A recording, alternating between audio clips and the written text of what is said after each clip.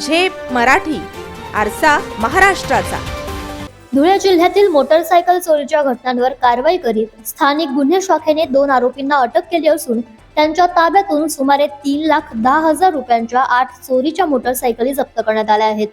जिल्ह्यातील वाढत्या मोटरसायकल चोरीच्या घटनांचा तपास करून आरोपींवर कारवाई करण्याचे आदेश पोलीस अधीक्षकांनी स्थानिक गुन्हे शाखेला दिले होते. या अनुषंगाने तपास सुरू होता.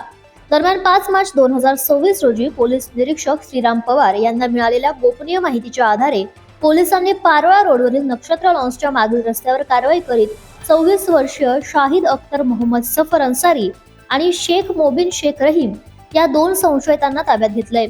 चौकशी दरम्यान या दोघांनीही धुळे, मालेगाव आणि आसपासच्या भागातून मोटरसायकल चोरी केल्याची कबुली दिली. त्यांच्याकडून पोलिसांनी विविध कंपनीच्या 8 मोटरसायकली असा 3,10,000 रुपयांचा मुद्देमाल जप्त केलाय. ही कारवाई पोलीस अधीक्षक श्रीकांत धिवरे, अप्पर पोलीस अधीक्षक अजय देवरे यांच्या मार्गदर्शनाखाली स्थानिक गुन्हे शाखेचे पोलीस निरीक्षक श्रीराम पवार, पोलीस उपनिरीक्षक अमित माळी तसेच पथकातील कर्मचाऱ्यांनी केली.